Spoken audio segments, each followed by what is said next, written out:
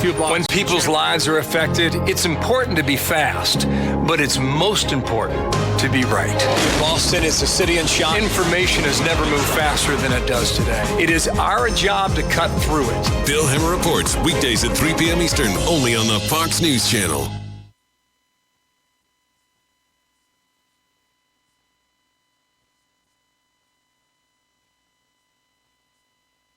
All with no contracts, starting at only $199 per month. Go to libertyhealthshare.org/WOCA. That's libertyhealthshare.org/WOCA.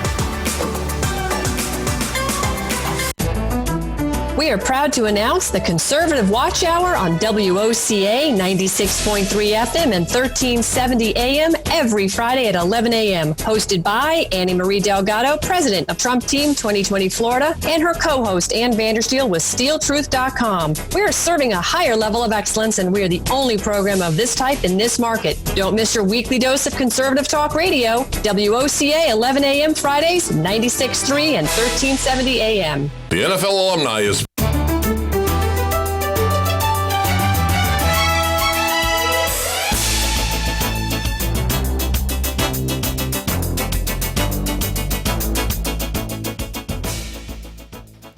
Good morning to you all. It's wonderful to be here with the Conservative Watch Hour. My name is Annie Marie Delgado. Glad to be here on WOCA 96.3. So this morning we've got quite a bit to catch up on, folks, and my co-host Ann Vandersteel is under the weather, so she won't be joining us today. But we do have my dear friend Joey that's going to be joining us in just a few minutes here. But I will say, beautiful Ocala weather. The Ocala weather. Woke up this morning, it was a little chilly, but it's getting supposed to get up a little warmer today. It's been interesting because, you know, when we see that the temperature went from last week in the 40s and 30s actually to we're now in the 60s. I think it's like 65 right now. We should be getting up a little warmer. But here in Central Florida, it's a beautiful, beautiful part of the state of Florida. And we are in horse country. And it's quite interesting because I was raised in golf country, Palm Beach Gardens, Florida, where certainly it's the golf capital of the world. And they just recently had their Honda Classic, and it was an extraordinary event that happens every year. And I'm just waiting on my little buddy Joey to call in with us here, but I'll tell you, we have a wonderful update, and we just got the report in, the jobs creation of 273,000 jobs created for the month of February. That is astonishing, considering the different markets. I think we have on the line, Annie. I think we have Joey. Joey, Hey. Are you there? I am here. Hey, Joey, welcome. Good morning to you, sir. Welcome. Good morning. How are you? I'm great. Thank you for being here with us. Our dear friend Ann, as we know, she's under the weather, and we are wishing a speedy recovery for her to get rid of whatever she has. Yes, indeed. There's a lot going around, and it's a hard time. It's that time of the year. We have to keep ourselves clean, keep washing our hands, but it's hard. I mean, you just walk around, and there's germs everywhere, so it is what it is. Yeah, I was just speaking to our dear friend here, Joe, and it's amazing how, people just go around and they're sneezing and coughing and not covering their mouth. It's just outside of the fact that it's rude. It's also stupid.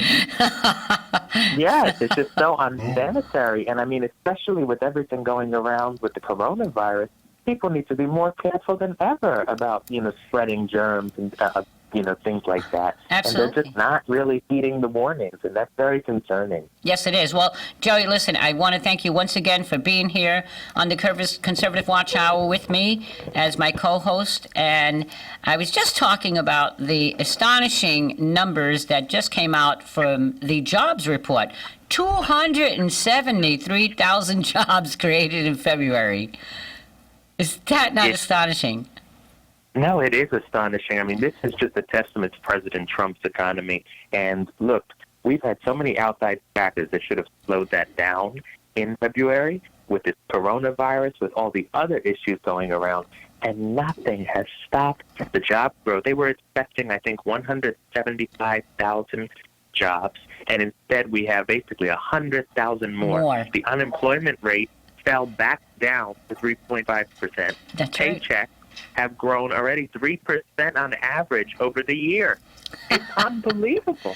Well, it's just, I mean, these are numbers that we never would have heard unless what happened with President Trump happened. If this was Hillary or anybody else, you would not see these numbers. Exactly, which brings me to when you think about and how, whether it's Bernie or Joe Biden, how are they going to even come close to competing with the economy, with everything that this president has done in such a short period of time? Because when you take a look and see in 3 years what he's done compared to the past 3 or 4 or 4 administrations prior to him, again, off the charts, first time, so many first times with him. I just can't see what they would. I can't wait for the debate. Whoever he debates. I can't wait either. I mean, Annie, how can they? They're both running on the premise that America's broken. They're both running on the premise that America's economy is rigged. Well, I don't really know who's going to be agreeing with them at this point. I mean, Bernie wants to go and fix the broken economy by implementing Venezuela or Cuba-style socialism, which is just not going to work. And Biden, I don't know what he wants to do because he doesn't even know what he wants to do. The poor guy can't remember his own name half the time. Yeah, so and that's sad. That's really sad. Quite frankly, I think it's disgraceful because, and I was talking about that earlier today on my first radio show after my prayer line, and, my dad, he suffered from dementia, which turned into full-blown Alzheimer's, and he had prostate cancer on top of it.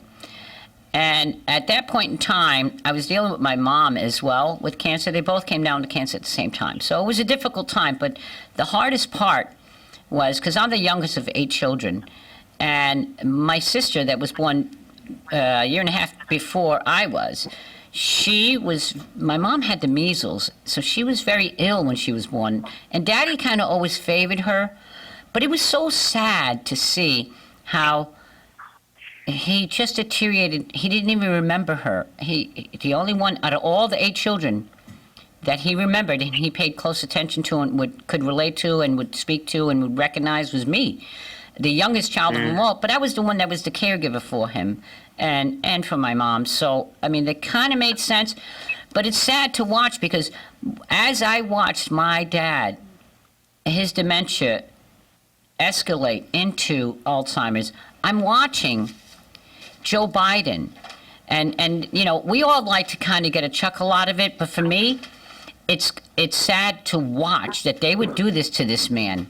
I think it's despicable and disgraceful, quite frankly, because it's so very obvious that he has. It is very obvious. It's so very obvious, and see. And I think it's elder abuse at this point. I mean, the DNC I agree. has decided that let's put this guy up because they're all snickering behind the scenes. Let's get him in the White House, Yeah. and then they are going to have the puppet masters come in. And you are never going to know who is the real person running the show, because Joe Biden is going to be sitting in that Oval Office, and if he's this No, he's bad not. now, imagine in a year what he would be doing. He'd just be sitting there, and everybody else would be running around running the show. But Exactly. This is why there's no shot of him winning. No, This there's is why not. everybody, There's no. you know, There's no most clear people true see it. path. There's no clear true No, path there's for no this path. gentleman. There's no path. No, and the thing is, of course, they're trying to work behind the scenes. Let's put a VP in there that could take over. He'll resign, and all this kind of theories. But at the end of the day, none of them are going to be able to beat Donald J. Trump anyway. So that being said, it's still to me a very sad state of affairs that they would do this to this man, because I feel personally that if it is elderly abuse. It is taking advantage at any cost. But just recently, when he talked about, I mean, he has his wife and his daughter, two of the most important people in his life, and he can't get straight which one's which. Right? And right. that was Super sad. Thursday. That was sad. It was Super Thursday. Yeah. He's running for the Senate. He's running against Reagan. He's running against Ronald Reagan. Well, he may as well be. I mean, then he Yeah. said, if you don't like me, go vote for the other Biden. Well, That's I sad. don't know who the other Biden is, Joe. It's a shame. It's a shame. It really, it's So, shameful. It's shameful. And then, of I course, we think- and it's have gonna get Bernie. Of course, we have Bernie. Where, are you kidding me? This nation is not and never will be a communist socialist nation, which is what Bernie wants and Bernie's Yeah. proposing, which is basically what they all want, but they don't want Bernie to talk about it. And I've mentioned that before. Exactly. They would like Bernie to just please shut up. Don't let them know we really feel that way. We've been getting along, Exactly. getting away with this for all these decades, and those stupid people that keep voting for us don't know that we're really communists and socialists and going to wreck this nation once and for all. Well, that's not going to fly with the American people. Not at all. Bernie will not stand the chance. I mean, if Bernie is the nominee, you could very easily see Trump doing a 40-state sweep of the country, because America, I mean, this man sat there on national TV when he thought that he had the nomination all locked up and defended Fidel Castro and said that, oh, well, you got to overlook some of the other stuff because he was very good with the literacy program. Anybody who knows anything knows that the literacy program was just another propaganda stunt so that he could feed the communist propaganda into the youth. Absolutely. Give me a break, Bernie. I think Absolutely. Bernie's smarter than this. He just thinks we're not. And, if Bernie ever got within the reins of power, this country, the stock market, would be at about 3% of its total worth in about a month. Well, We according would to be him, it wiped wouldn't even out. exist. He'd wipe it out. No, well, maybe he'd abolish it. He'd Right. probably abolish the stock market. Who Yeah. knows? Yeah. Well, but here's the interesting part. There are many, many, many, many, many billionaire and millionaire Democrats. Yes. That being said, is the reason why, at no cost, and Bernie really, he truly thought that he had this in the bag. He was going to win all those states on Super Tuesday, and he got his clock wiped out overnight by a guy that is, sadly enough and painfully enough, with dementia and had no money, because Biden was out of money. He didn't even have any money left. Yeah. But that's how afraid even the Democrats are of Bernie Sanders. Now, when we think about what he did get was California, right?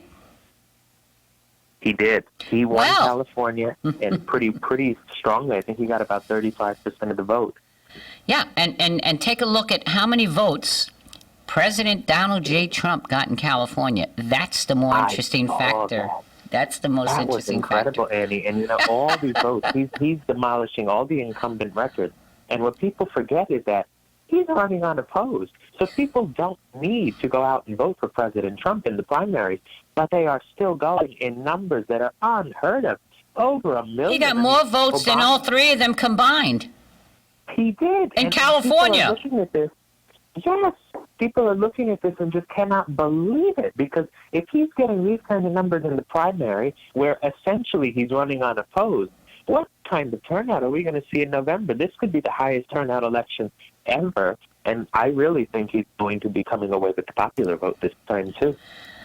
I have no doubt that certainly will happen. But here's the interesting factors, though.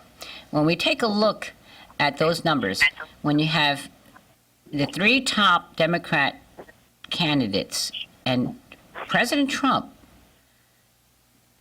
brought in more votes than those three put together in one state, a state that is supposed to be blue. Well, here's what makes the difference. Especially in California, what's happening there and why it's turning. Because there are many, you see, like Florida, we have, Miami is primarily dominated by the Cuban community. I'm talking about Hispanic areas. And then you have the I-4 corridor with the Puerto Rican community. And then you have Texas, California, Arizona, states like that, with a tremendous amount of the Mexican community.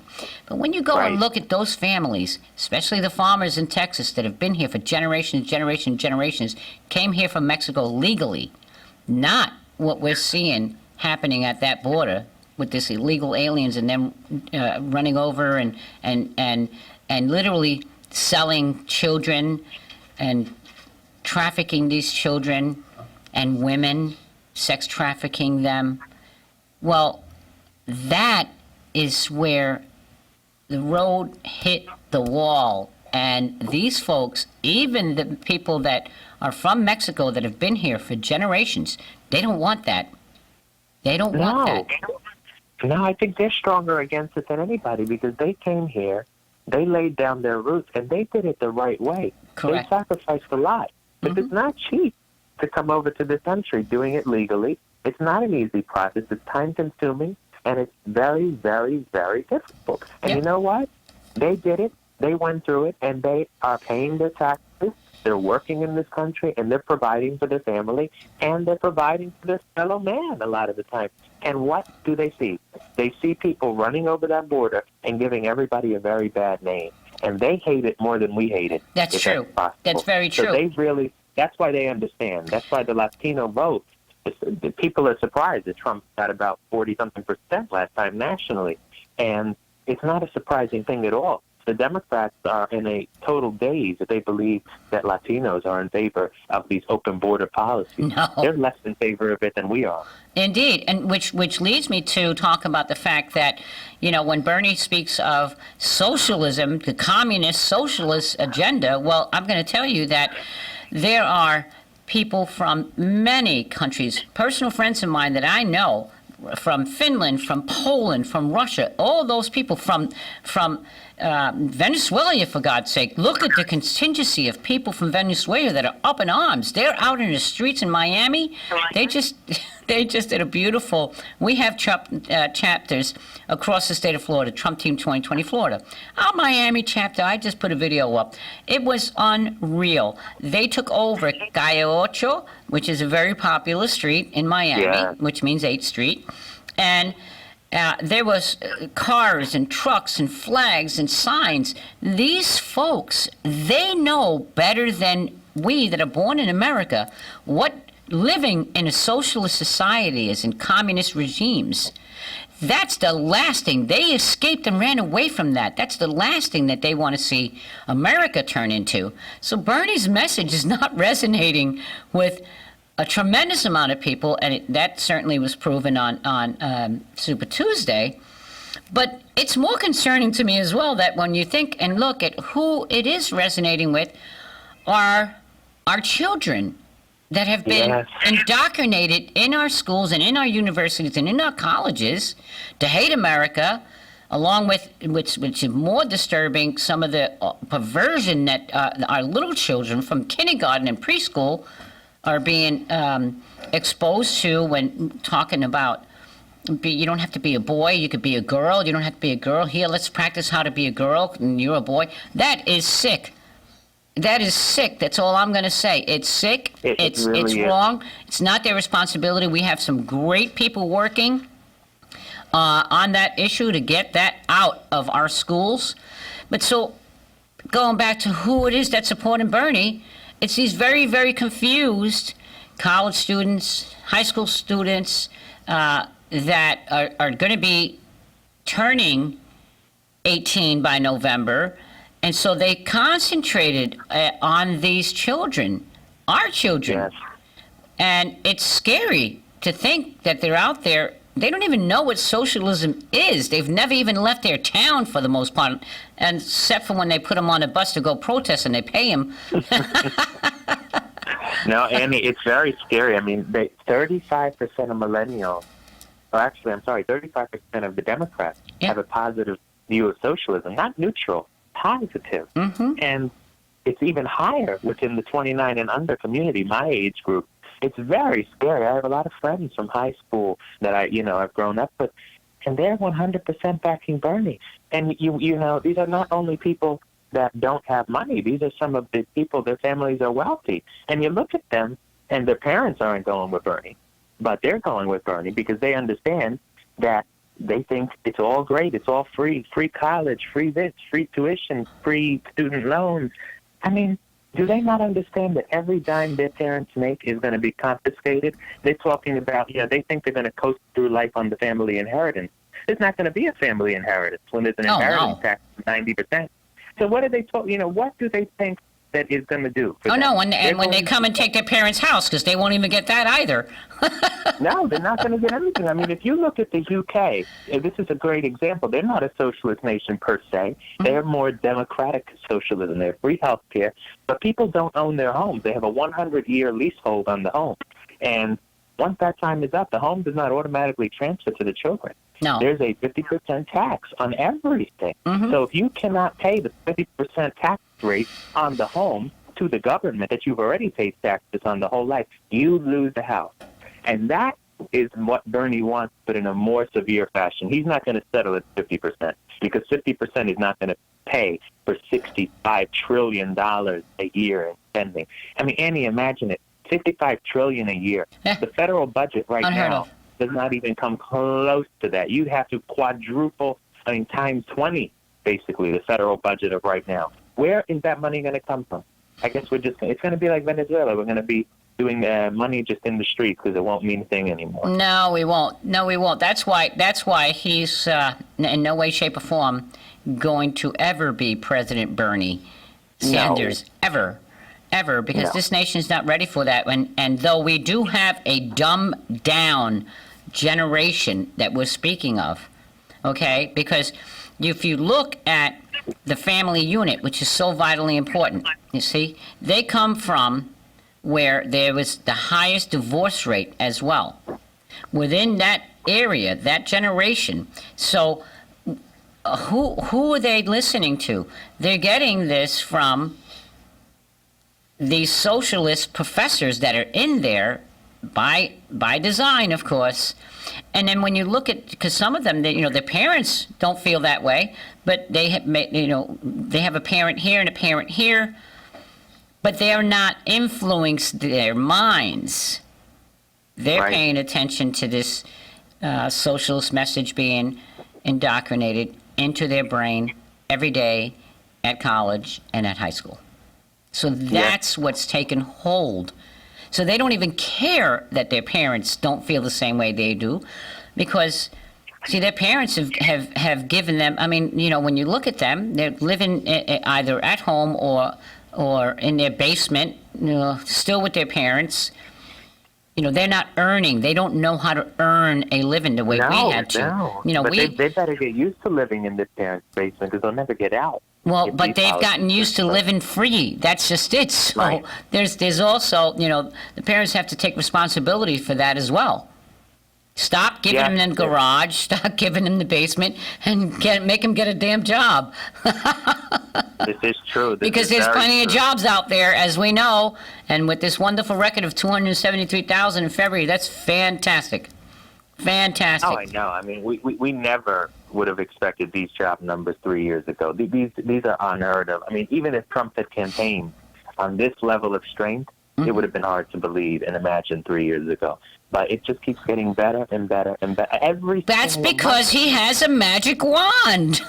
He does. He has to have this magic wand. The magic wand is called common sense and not being a corrupt person. Being an American president that loves his country and loves its people, and is a brilliant business mind that knows and has always signed the check on the front of the check, not on the back. Exactly. You see? And then when you compare that to Obama, which never had a job, the guy never owned a business. Okay, so tremendous difference. So kudos to President Trump. We praise the Lord each and every day for him. We at Trump Team 2020 Florida, I must say we do have our Trump prayer line every morning at 7 o'clock. And we pray for our president.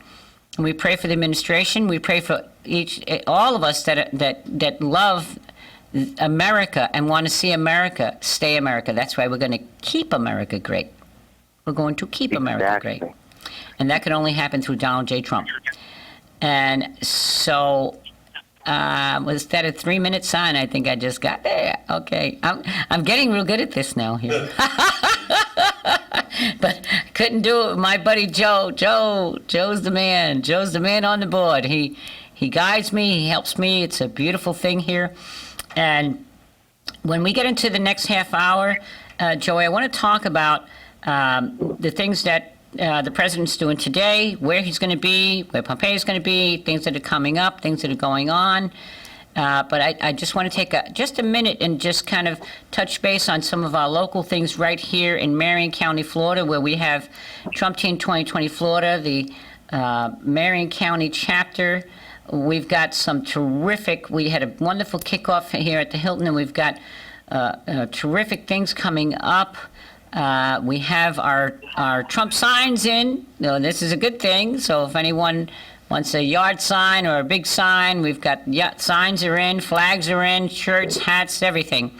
So we gear up. You can always contact me at trumpteam2020fl@gmail.com, or you can call me at 561-779-3535 and get yourself geared up with Trump gear. And we are definitely looking for folks to help us in our voter registration drives. So if you're here in Marion County, Lake County, the villages, surrounding areas, get a hold of us and we'll put you to work to help us keep America great. We're going to go to a commercial break here in a minute and look forward to having you back on here, Joey. You hanging in there with me? For sure, I'm here. Fantastic. Thank you, my dear. Thank you. And I think I'm there just about a little bit. I'll get this down. I'll get this figured out here. I got about 30 seconds left. So again, I'm just going to repeat that email address, trumpteam2020fl@gmail.com, or you can call 561-779-3535. And we appreciate I'll get it down.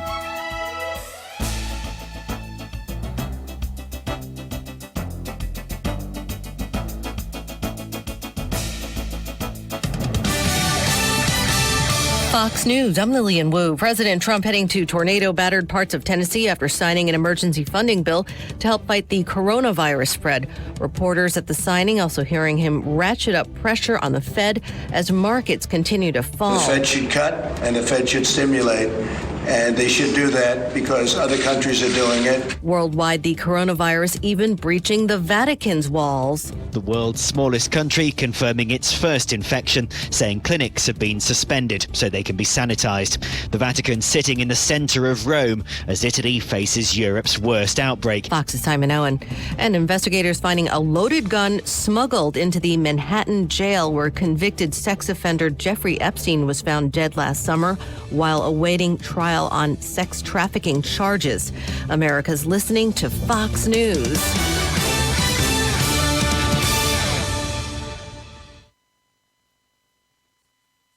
We've toiled and triumphed. We choose to go to the moon. pushed mankind to new worlds, we fought for justice. A turning point in man's search for freedom. And freed a continent. Tear down this wall. But perhaps our greatest achievement isn't thanks to an athlete or an astronaut. It's at the very core of our country. Our greatest achievement is in your hands. Democracy 2020. Fox News. America is watching. Phil Hemmer reports weekdays at 3 p.m. Eastern. Moving to the town of Chaldea. These are complex times. They need to be understood in more than just a soundbite. We're in central Hanoi, just a few blocks. When people's lives are affected, it's important to be fast, but it's most important to be right. Boston is a city in shock. Information has never moved faster than it does today. It is our job to cut through it. Phil Hemmer reports weekdays at 3 p.m. Eastern, only on the Fox News Channel. Broadcasting from the Paddock Mall Studios, this is WOCA, Ocala, Gainesville, The Villages, 1370 AM, 96.3 FM, The Source.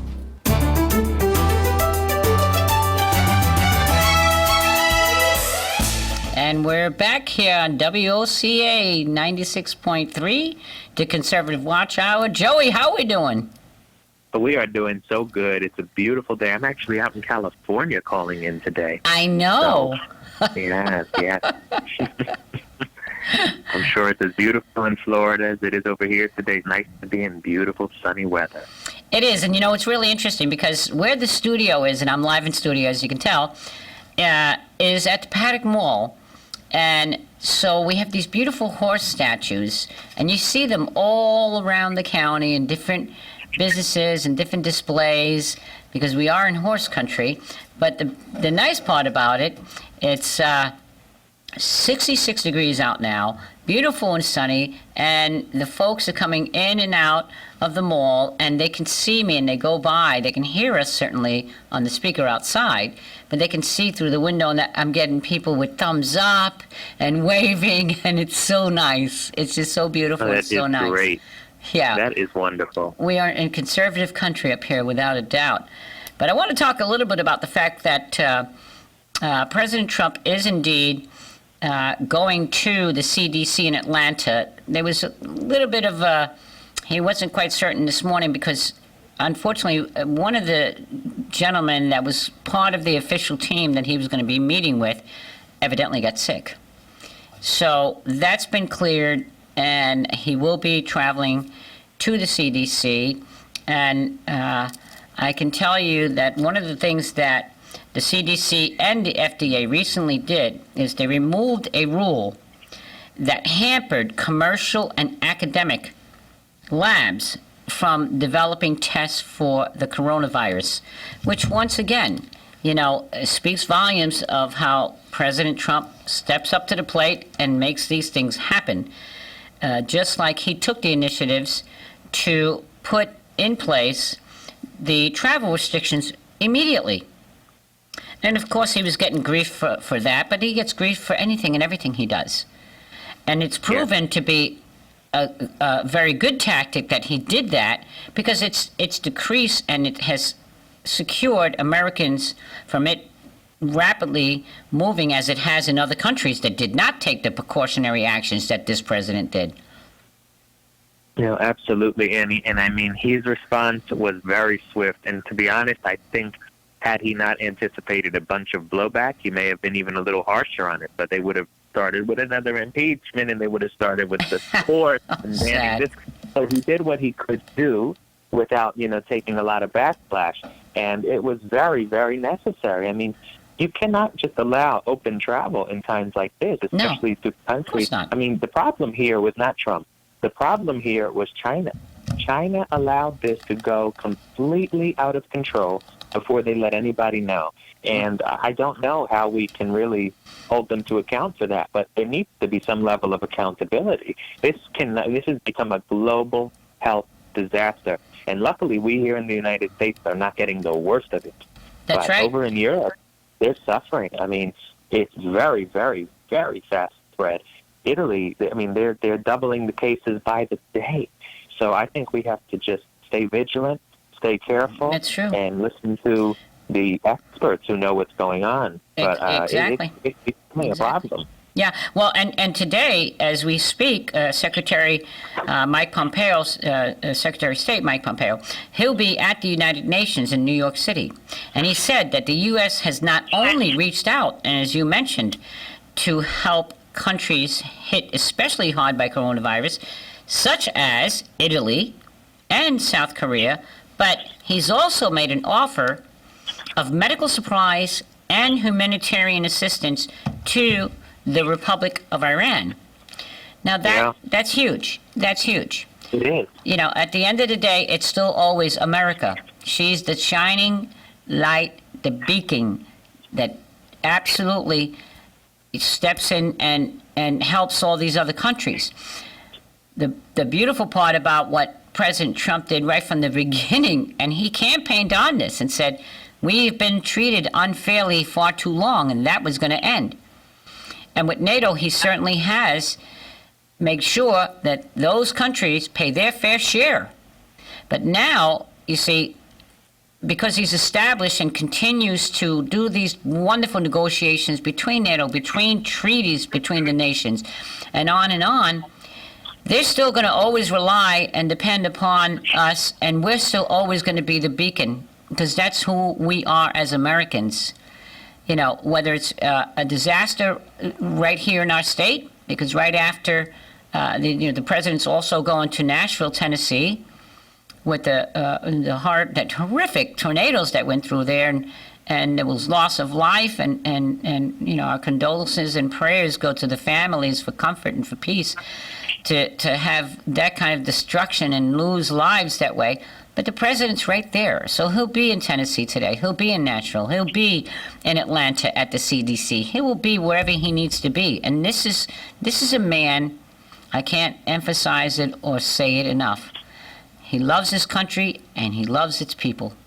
And he does everything to protect this nation, to keep America great, and make America great, which he's done a heck of a job on that one, and now keeping it great. And when you have Pompeo out there and the rest, and you know, in the United Nations, there is an extreme need for what Secretary Pompeo is doing right now, and to show it. Oh, absolutely. I mean, we need to have a global response. They can. This is not every country for themselves. These are some times in which everything is very interconnected. If this breaks out in Italy the way it has, they come here, they spread it here. I mean, I think we're up to about 20 states that have cases right now. Pennsylvania just came out with their first few cases. We do not have time to be bickering and fighting amongst each other. The Democrats and the Republicans have got to just get around the bush with these arguments, and they've got to get to talking to each other and actually solving this problem before it becomes something big. Trump can only do so much. The CDC can only do so much if you have certain states that are not cooperating. Right now, California and New York, they're being cooperative. Usually, when it comes to solving problems with the federal government, since Trump took over, they haven't been. So I think we're starting to see this actually, I mean, this is going to sound interesting. It may be a moment that sort of unites everybody, even though it's a moment of crisis. Sometimes it takes crisis to unite people. And maybe they're realizing now, hey, we've got to just work together and cut the games out. Exactly. And we cannot politicize this as some people have tried to do, because, you know, I speak of this often, and I know that many people and friends right here that I know, you know, I'd like to take away that R, I'd like to take away that D and make it a big old A for Americans, because that's what we are, Americans. And, you know, when things happen that affect all of us, that's how quick all that political stuff goes away, and we unite, neighbor helping neighbor. And because this is what we know America is. Those are our values. That's what we stand for, is you know, citizen help and neighboring, and unfortunately, it's kind of like, you know, you see your relatives at funerals and weddings, you know. Well, you see and then you see America come together right quick.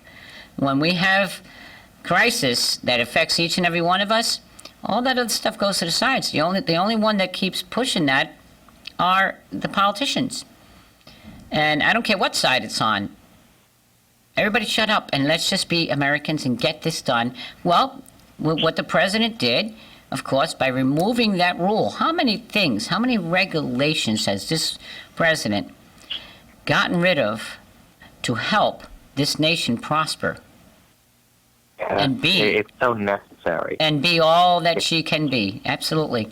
And he's done it now. Especially in the field of medicine. Especially in the field of medicine. Yeah. We have had so much red tape. I mean, other countries are light years ahead of us in medical treatment because we had 8 years where you could not try anything. You could not innovate. The patents would take time, 10, 15, 20 years to be approved. And they can call it safety measures all they want. But it's not after a while. It's bureaucracy. Everything is tested. Then you just got to have the right lobbyist to pay the right person to get it approved. No. President Trump said no. He put in this right to try law.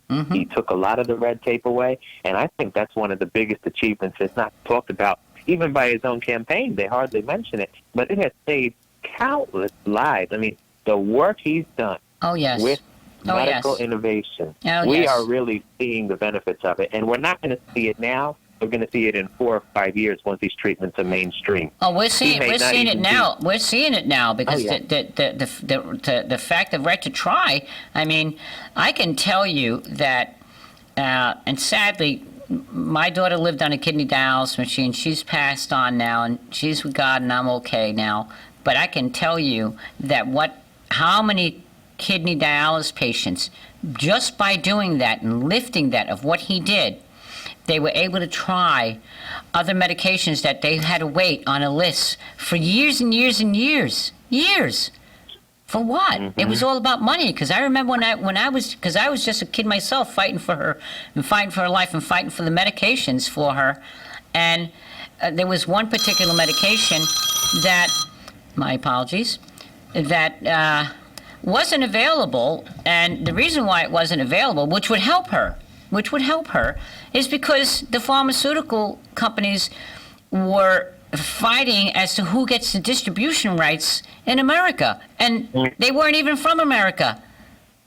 Neither one of those companies. And this is why medical tourism became such a deal. People were always going over to Switzerland. They were always running to Switzerland to get care. Right. Yep. We're not running anymore. We can get it right here in America now. And we're going to more and more as more things come out of clinical trials. The speed of clinical trials has been greatly reduced. You're going to see innovation. That's why he talks frequently about cures for HIV, cures for cancer. You're going to see a lot of cures and a lot of at least treatments pop up as time goes on. And in 10 years, you're going to have a completely new style of medication so long as they do not change the system. Beautiful medical care that we have now, as long as they don't try to put this individual mandate back like Biden wants to do. If we can continue with another 4 years of President Trump, the medical industry in America is going to stand to benefit more than anything else. Absolutely. I totally agree with you on that, and it couldn't happen fast enough, and that's why we need 4 more years. And then some, because even as I said just this morning, by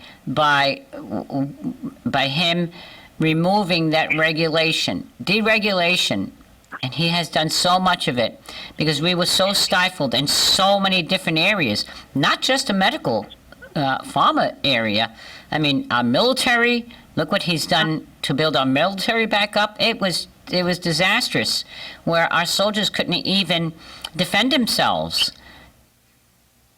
And if they did, they were being arrested for defending themselves. This is crazy. I mean, he Trump did a town hall last night, and he mentioned that he took over. They wanted to Joey, can you hear me? Yeah.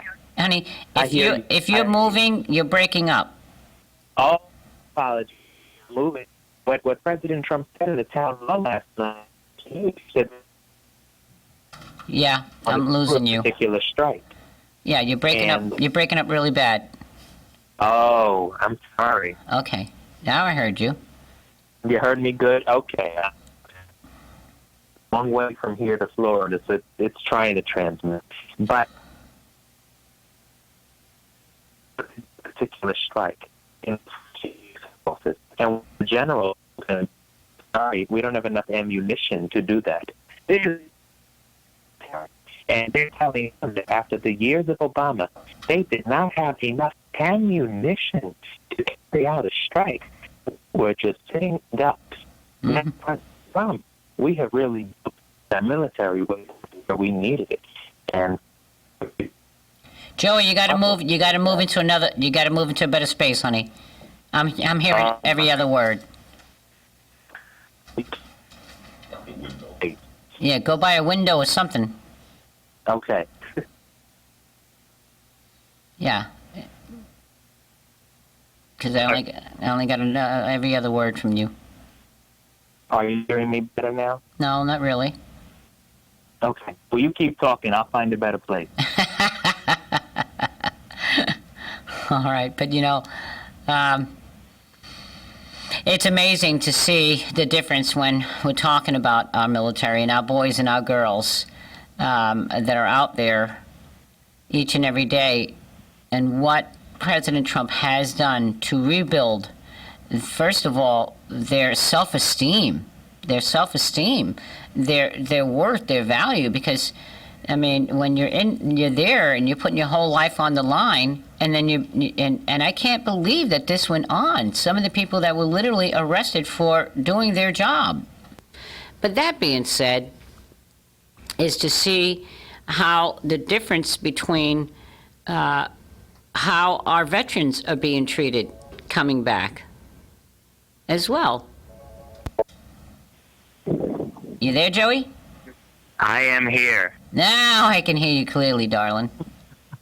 Yes, the service is funny in this California. It happens. It happens. It's kind of funny here too sometimes. Yeah. But I was just talking about and going on about the fact that I mean it's amazing the difference of how our veterans are being treated now under President Trump's leadership and guidance, and the fact that he's brought choice in. I've talked about that before, but also these what he's doing with Afghanistan. Did you watch the town hall yesterday? I did, and phenomenal. It was incredible. Phenomenal. Yeah. I mean, number one, he's so personal with the people. I mean, you do not see that when you watch the Democrat town hall. I don't know how many of them you watch, but sometimes I turn them on just to see what's going on that other side. And they're so robotic. All their lines are poll tested. They don't connect with people at all.